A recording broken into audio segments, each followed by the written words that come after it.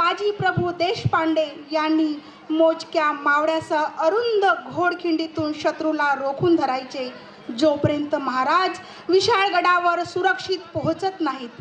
बाजी प्रभू देशपांडे यांनी अतुलनीय धैर्याने शत्रूशी सामना केला. गंभीर जखम असूनही विशाळगडावरून तोफेचा आवाज येईपर्यंत त्यांनी लढा सुरू ठेवला. तोफेचा आवाज म्हणजेच महाराज सुरक्षित पोहोचल्याचा संदेश होता. महाराज सुरक्षित पोहोचताच बाजी प्रभू देशपांडे आणि त्यांच्या सहकाऱ्यांनी वीरमरण पत्करले. त्यांच्या या महान बलिदानामुळे घोडखिंड पवित्र झाली आणि तिला पावनखिंड असे नाव देण्यात आले.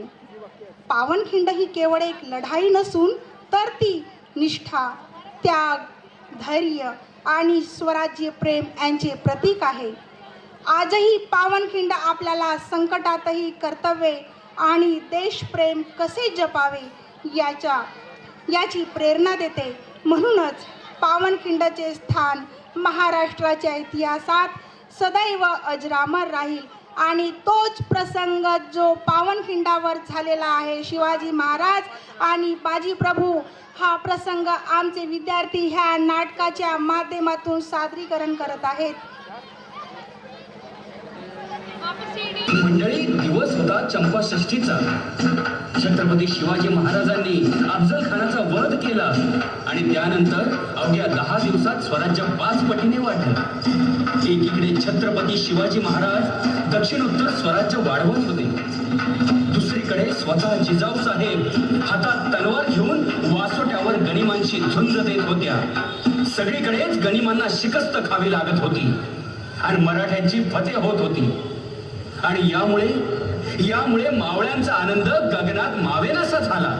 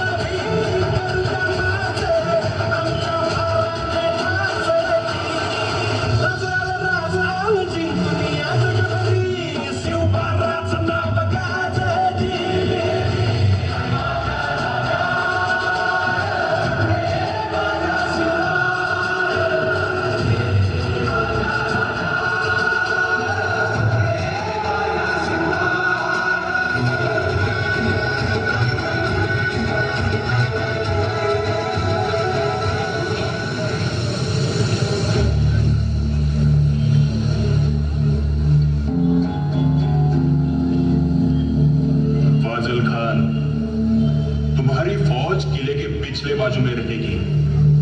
ये सिवा के लोग कहीं से भी दगा दे सकते हैं, समझे? जी हुजूर. मसूद, तुम्हारी एक टुकड़ी किले के चारों ओर घूमती रहेगी. अगर कुछ भी गलत लगा तो सीधा हमला बोल देना. जी हुजूर. और चौकन्ना रहना. ये मराठे सामने से वार नहीं करेंगे, छिप छिप के वार करना उनकी फितरत में है. देखते हैं कितने दिन तक सिवा इस किले में छिपेगा. आखिर रसद खत्म होने के बाद नीचे आना ही पड़ेगा. चौकन्ना रहना. कहीं पे भी घेरा कमजोर लगा तो दुश्मन के पहले मैं तुम्हें मार दूंगा, समझे? जी हुजूर.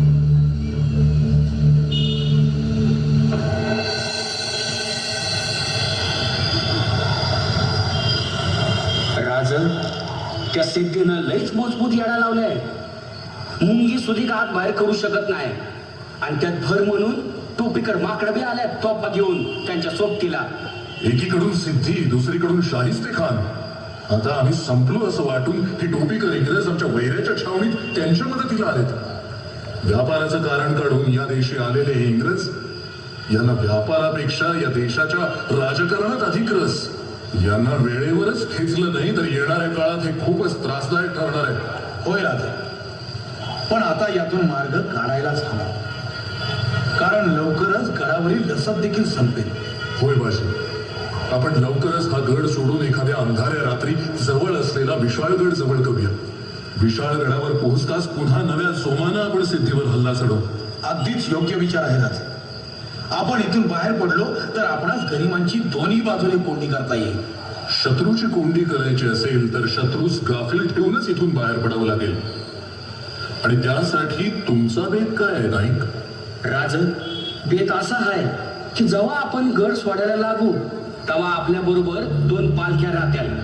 एका पालखीमध्ये तुम्ही असताल आणि दुसऱ्या पालखीमध्ये शिवा काशील. पण नाईक शिवा? राज, 2 पालख्या असत्याल तर दुश्मनास चकवा देता येईल आणि आपल्याला गड उतरायला येळ सुधीक मिळेल. पण नाईक, आमच्यासाठी आम्ही शिवाचा जीव धोक्यात घालायचा? तसं नाही राज, म्हणजे गस्तीची पथकं हुकली की शिवा पालखी तिथं सोडल आणि थेट आपल्याला येऊन भेटल की काय रे शिवा? होय राजे, तुम्ही काय बी काळजी करू नका सर. शिवा, आम्हाला आमच्या प्रत्येक मावळ्याचा प्राण प्रिय आहे. होय राजे, अहो नाईक म्हणतात तसंच होईल. पथक हुकताच मी तुम्हाला येऊन भेटतो. राजे, नायकांनी याआधीही स्वराज्य संकटात असताना योग्य ते मार्ग सुचवले आणि यावेळी त्यांचा भेद चुकणार नाही राजे. होय नाईक, आता तुम्हीच आमचे शंभू शंकर. तुम्हीच मार्ग दाखवा. वय राज, फक्त आजची रात द्या, गनिमाचा सुगावा घेतो आणि मग उद्या रात्रीच गड उतरू.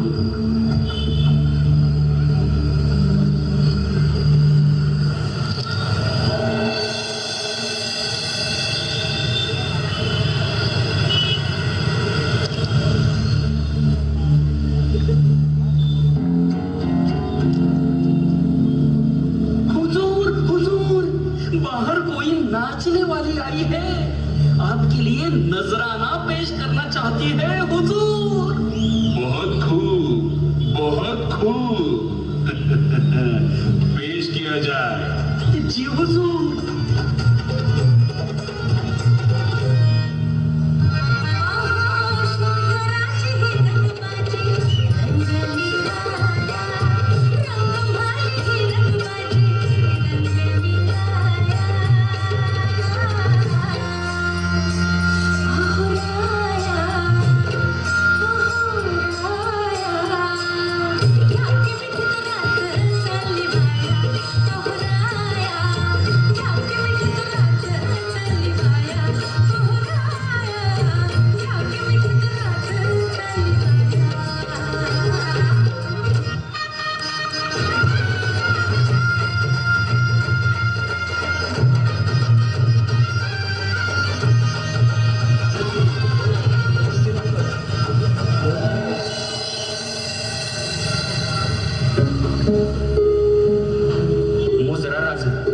नाईक, आम्ही तुमचीच वाट पाहत होतो.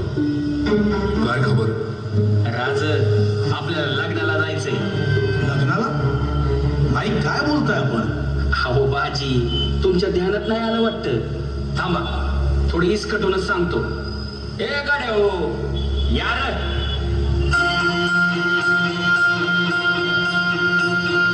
लग्नाला चला तुम्ही, लग्नाला चला, लग्नाला चला तुम्ही, लग्नाला चला, लग्नाला चला तुम्ही, लग्नाला चला, लग्नाला चला तुम्ही, लग्नाला चला. माझी काका नीट ऐका तुम्ही, हो कान देऊनी ऐका. हो माझी काका नीट ऐका तुम्ही, हो कान देऊनी ऐका. उघडं हाय मसाईच पठार, उघडं हाय मसाईच पठार, तर दोन प्रहाराला सिद्धी मसूद सरदार, तर दोन प्रहाराला सिद्धी मसूद सरदार. नको गडबड नको घाई, नको गडबड नको घाई, साला चुकून ठाई ठाई, साला चुकून ठाई ठाई. गोड खिंडीच लागल दार, गोड खिंडीच लागल दार, गोड पांढऱ्या पाण्याचं झरे, गोड पांढऱ्या पाण्याचं झरे. सगळी बोली चार बसावर दूर, चार बसावर दूर. लग्नाला चला तुम्ही, लग्नाला चला, लग्नाला चला तुम्ही, लग्नाला चला, लग्नाला चला तुम्ही, लग्नाला चला, लग्नाला चला तुम्ही, लग्नाला चला, लग्नाला चला तुम्ही, लग्नाला चला, लग्नाला चला तुम्ही, लग्नाला चला.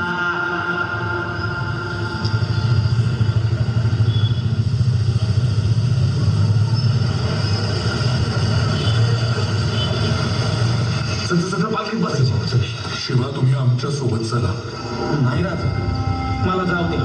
शिवा आम्ही सांगतोय ना, आमच्या सोबत चला. जे काय होईल ते सर्वांचं होईल. माफ करा राजा, लहान तोंडी मोठा घास घेतो, पण माझं भाग्य किती बघतात, माझ्या आई बापाची पुण्य किती बघतात. राजा तुमची ही कापडं जेव्हा माझ्या अंगाला लागली ना, तेव्हा तो शिवा काशीत मेला. आता उरलाय ते फक्त तुमचा आत्मा. राजा तुमच्या ध्यानात नाही आलं, पण मला स्वर्गाचं दार दिसतंय. अजून काय पाहिजे एका माणसाला? लोक आयुष्यभर माणूस कसा जगला ते सांगतात, पण माझ्या बाबतीत लोक सांगतील की हा शिवा असा बिनंदर की शिवाजी राजाचं मरण मिळाला. हा वरून मी 1000 वर्ष जगीन मिळाला. 1000 वर्ष जगीन येतो राजा. शिवा चला, आता येळ नका दौडू.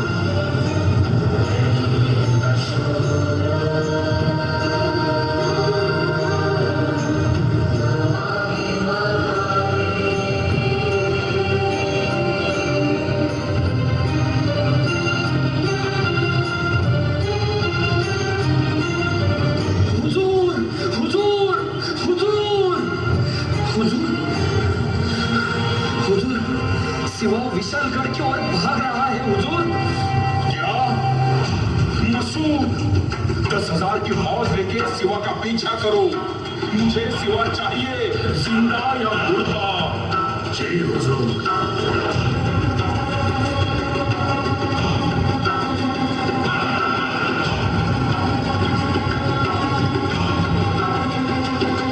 बाजी कलीम उठलंय.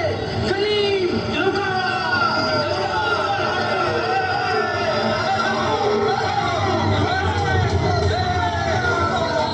राजे, विशाळगड अजून परास्तोय. वाट सुद्धा अवघड. आपण कितीही धावलो तरी गनिम आता दूर नाही. आम्ही हा लोंढा इथेच या घोडखिंडीत आलो होतो. तुम्ही पुढे व्हा, विशाळगड जवळ करा. जा राजे. नाही बाजी नाही, आम्ही तुम्हा सर्वांना इथे मरणाच्या दारात सोडून पुढे जाणार नाही. राजे, अहो तुम्ही गनिमांच्या हाती सापडला तर पूर्ण मराठी शाही वाहून जाईल तुमच्या रूपाने. बाजी काही झालं तरी चालेल, पण आम्ही तुम्हा सर्वांना सोडून पुढे जाणार नाही. जे होईल ते सर्वांचं होईल. चला आता गनिमाला सामोरे जाऊया. नाही राजे, वेळ ओळखा राजे, वेळ ओळखा. राजे, अवघा मराठा मुलूक तुमच्यावर अवलंबून. नोकर असून सुद्धा तुमच्याशी या भाषेत बोलतोय, पण मला क्षमा करा राजे. खरंच तुम्ही पुढे व्हा. असं समजा की वडीलकीच्या नात्याने तुम्हाला सांगतोय, पण कृपया करून राजे आपण पुढे व्हा. राजे, लाख मेले तरी चालतील, पण लाखाचा पोशिंदा जगला पाहिजे राजे. लाखाचा पोशिंदा जगला पाहिजे. नाही बाजी, आम्ही आमच्या तमाम भावंडांना इथे सोडून जाणार नाही. काळजी करू नका राजे. राजे, आता हीच आमची जागा. कोणाचं नाव कुठे कोरलं जातं आणि कोणाचं कुठे, पण आमचं इथे कोरलं जाणार. आता हेच आमचं वैकुंठ आणि हीच आमची मंडळी. राजे, जसं पांडुरंगा बरोबर त्याच्या भक्तांचं नाव जोडलं जातं, तसं तुमच्या बरोबर आमचं नाव जोडलं जाणार. ही संधी आमच्याकडनं हिरावून घेऊ नका राजे. ही संधी आमच्याकडून हिरावून घेऊ नका. नाही बाजी नाही. राजे, तुम्ही जर का आता माझं ऐकलं नाही तर ही तुमची कटार माझ्या काळजात खुपसून तुमच्या पायावरती रक्ताचा सडा सांडेन मी. वेळ दौडू नका राजे, गनिम जवळ आलाय. तुम्ही या राजे, आम्ही घोडखिंड अडवू. या तुम्ही. भाई राजा या तुम्ही. राजा आम्ही हाऊ तिथं, तुम्ही जा राजा.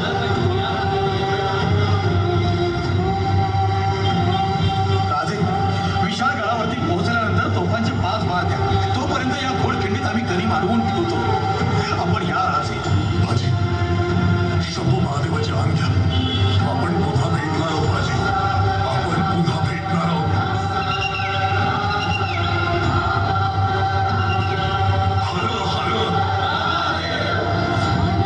मुजरा राजे,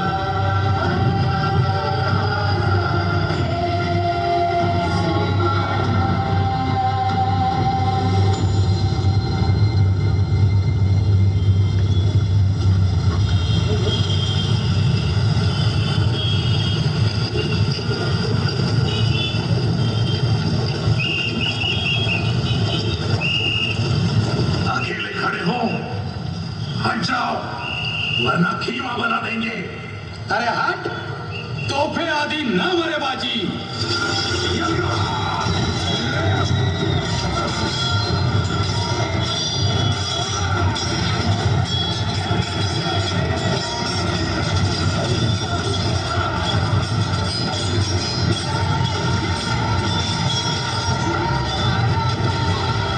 बाजी प्रभु, तुम्हारे जैसा सूरमा जिंदगी में नहीं देखा। बादशाह साहब के गुलाम बन जाओ, जो चाहिए वो मिल जाएगा। अरे तू तुझ्या बादशावर, माझ्या महाराजांसाठी या स्वराज्यासाठी 100 वेळा जरी मरण आलं तरी हसत हसत पत्करेल हा बाजी। बाजी, तुम्हें तो छोड़ूंगा नहीं मैं, तुम्हें मार कर तुम्हारे सिवा को पकड़ लूंगा।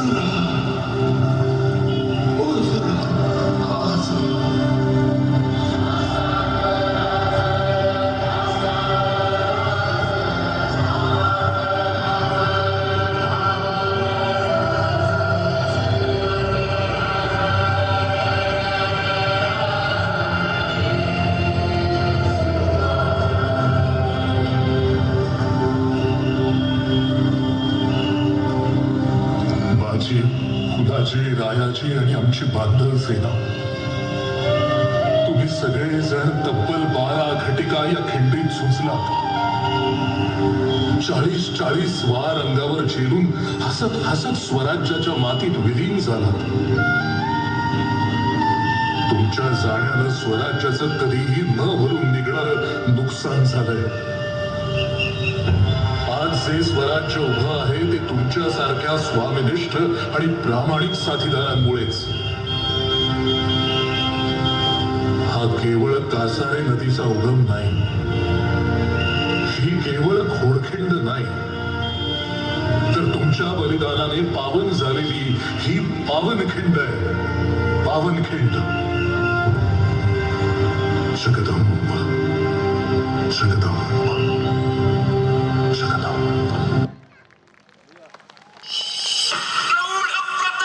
झालं का?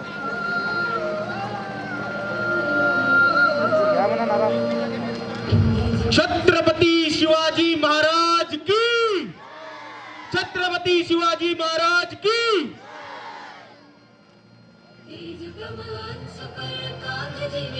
हो, धनबे पुढे Here comes